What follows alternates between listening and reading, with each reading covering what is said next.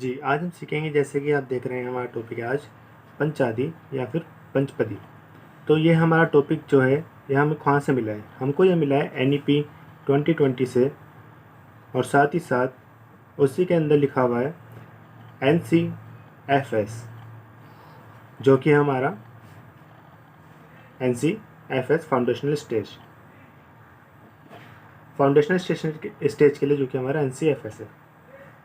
तो इसके अंदर है पंचादि और पंचपदी। तो पंचादि या फिर पंचपदी भी बोलते हैं इसको। ये हमारे 5 स्टेप्स है लर्निंग के। इसके अंदर हमारे पास इंक्लूडेड है अदिति, बोध, अभ्यास, प्रयोग और प्रयास। तो सबसे पहले हम देखेंगे कि अदिति क्या होता है। जैसे कि हमको वेस्टर्न कल्चर अभी सिखाया गया है, तो हमारे वेस्टर्न कल्चर से पहले हमारे वैदिक कल्चर में भी लिखा हुआ था ये सब कुछ।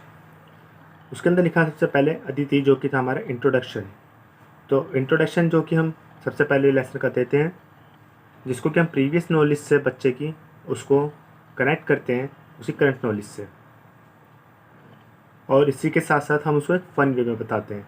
इसके बाद हमारे पास आता है बोध। तो बोध नाम से आपको पता चल रहा होगा कॉन्सेप्चुअल नॉलेज या फिर अंडरस्टैंडिंग।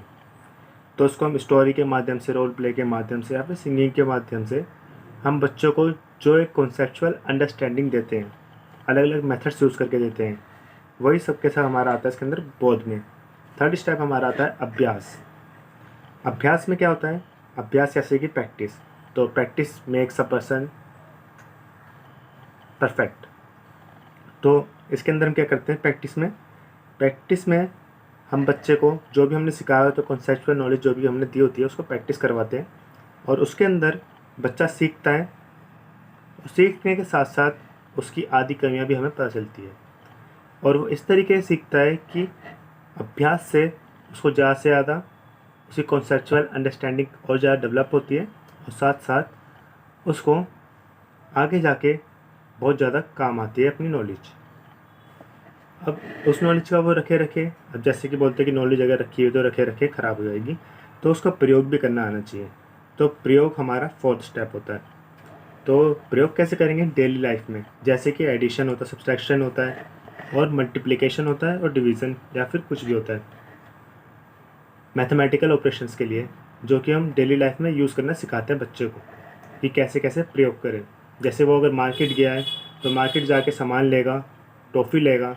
जैसे तुमने एक, हम उससे बोल सकते हैं कि अगर आपको एक टॉफ़ी 1 रुपये की मिल रही है, तो आपको 10 टॉफ़ियाँ कितने रुपए की मिल सकती है? तो उसके लिए हम प्रयोग करते हैं, वो उसकी डेली लाइफ के यूज़ के लिए हो गया। ऐसे ही हेल्थी फूड के बारे में बता सकते हैं हम उसको कि किस किस चीज़ों में क्या क्या विटामिन्स होते हैं, एक हेल्दी डाइट क्या होती है। तो उसी के हिसाब से वो अपना लंच लाना स्टार्ट करता है। तो इसको हम डेली लाइफ में हम प्रयोग करते हैं। और फिर बाद में प्रसार मतलब कि एक्सपेंशन, उसका कैसे अलग अलग जगहों पे उसका प्रसार करना है। जैसे कि आपने देखा होगा एक पीयर लर्निंग होता है एक नाम की चीज़। इसके अंदर क्या करता है, एक बच्चा जिसको कि अच्छे से अंडरस्टैंडिंग होती है, और दूसरा बच्चा जिसको कि अच्छे से ज़्यादा अंडरस्टैंडिंग नहीं होती है उस टॉपिक के बारे में, तो पहला वाला बच्चा दूसरे बच्चे को सिखाता है, उसकी कमियां देखता है, और अच्छे से सिखा के उसको और ज़्यादा कंसेप्चुअल अंडरस्टैंडिंग देता है। तो ये सब थे हमारे आज के पंचादि या फिर पंचपदी। आई होप आपको समझ में आ गया होगा। ये हमारे अब जो न्यू बुक्स आई हैं NCERT की क्लास 2 तक, जो भी कोई आई है क्लास 1 और 2 की, तो उसके अंदर इसके ऊपर बहुत ज़्यादा जोर दिया गया पंचादि और पंचपदी पे। उसी हिसाब से इनके चैप्टर्स बनाए गए हैं कि कैसे उसको अदिति हो, उसका इंट्रोडक्शन कैसे देना है, बोध कैसे कराएं, और प्रयोग अभ्यास कैसे कराएं, और फिर प्रयोग के बाद में उसका प्रसार कैसे करें। तो आई होप आपको समझ में आ गया होगा। Thank you for watching and subscribe my channel.